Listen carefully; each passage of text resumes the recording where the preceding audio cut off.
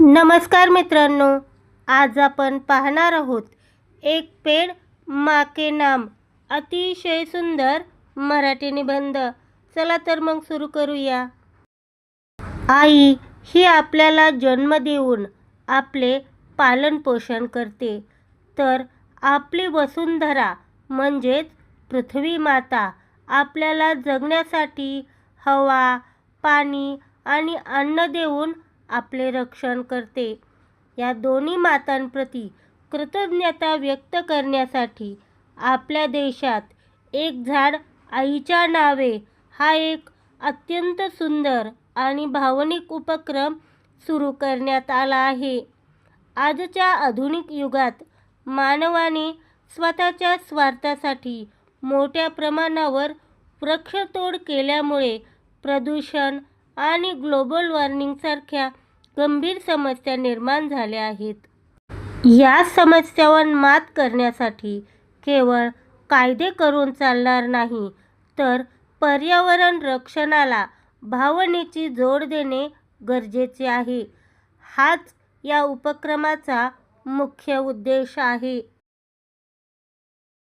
आई आणि झाड यांच्यात कमालीचे साम्य आहे।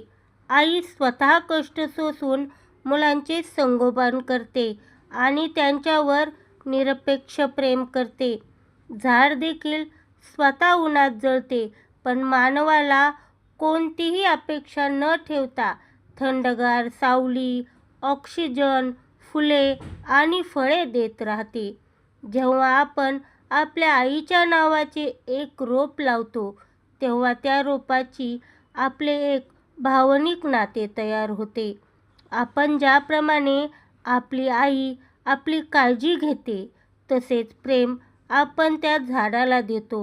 यामुळे लावलेले झाड केवळ कागदावर न राहता ते जिवंत राहण्याची आणि मोठे होण्याची शक्यता खूप वाढते।